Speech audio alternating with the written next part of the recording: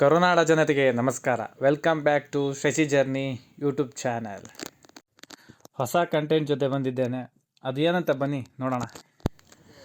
ಇವನು ಯಾಕೆ ಈ ಥರ ಗಾಡಿ ಓಡಿಸ್ತಿದ್ದಾನೆ ಅಂತ ನೀವು ಅಂದ್ಕೋಬೋದು.